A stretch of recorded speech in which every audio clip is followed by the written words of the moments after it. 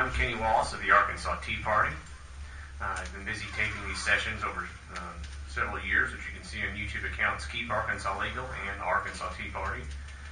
Most of my crowd has been in other rooms. I kind of wish they could be in two places at once. Some of you may know how that feels. Or none at all. Exactly. First, let me just go down the list of reasons to vote no on SB 640. Renewable energy projects are mentioned at least 10 times in the bill.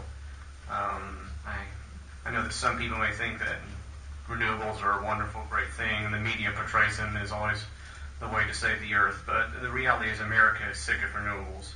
They've rejected it so strongly that climate change legislation wasn't able to be passed on a national level.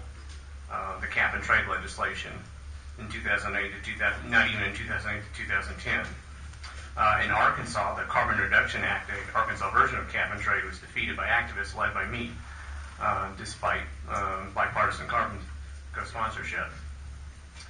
Now, of course, this bill is not cap and trade. I've even had to correct some people when I've posted information about this. What, of course, it provides loans to renewable energy projects. And why are people sick of renewables, especially here in Arkansas? One example is Windpower. Windpower was a pet project of Governor Beebe, and it was a renewable energy project. It was for a manufacturer of I think they're called wind vanes, things for windmills. Anyway, they received $14.9 million in state funds in 2007 and 2008, with a promise of over 1,000 jobs in 5 years. Now, this isn't the free federal money that we hear about so much with other issues. No, this is the state funds. In 2012, it laid off about 200 workers, leaving with a little over 200 workers left. And so it was one of those boondoggles, and it was a renewable energy project. And so you can see, if you give a loan to a renewable energy project, how we could end up funding something like Windpower. Another example is the ethanol gas stations. Now, in 2008, Governor Beebe went out and pumped his own gas, and there was a big media circus, and some of you may have even been present for that event. That ethanol station, I believe, is the one off the Chester exit, just down the interstate. The pumps are now closed. A program like SB 640. A program like the one that SB 640 would implement is passed by this legislation in 2007, gave grants of up to $50,000 to install the ethanol pumps. And so the real concern is, what kind of boondoggle will SB 640 end up funding? And ethanol was a scam long before then, even before he sold his network to the oil fund at Al Jazeera. Al Gore, the renewable industry. Mr. Wallis, we are speaking on Senate Bill 640. Yes, sir. Yes, sir. And I'm talking about the renewable energy project, as I mentioned before, or mentioned 10 times in the bill. Okay. Yeah. Ethanol was a scam. Al Gore declared it a scam years ago. Now, SB 640 doesn't say one way or the other on ethanol. It just says renewable energy projects, but ethanol is a renewable energy project.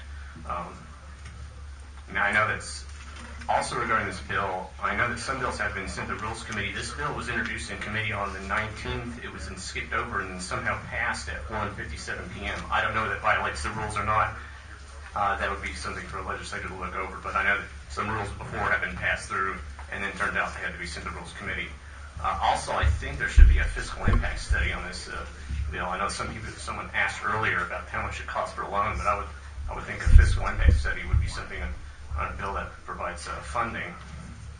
Look, if you think overall, if you really like renewables, I think most businesses, there are other funds in order to provide funding for things like low-flow toilets and water conservation.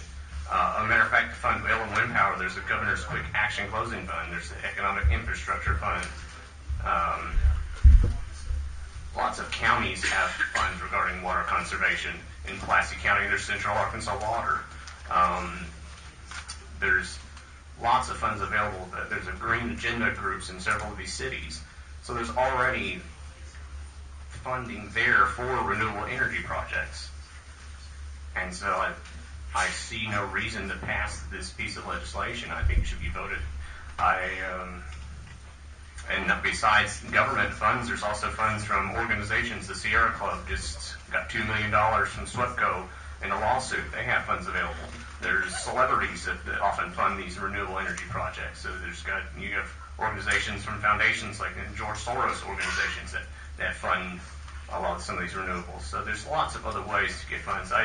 Also, this does create more government. It sets up these, I believe page 5 of the bill sets up a board of directors. And this state overall has been moving against more government. So I again urge the committee to vote no on SB 640.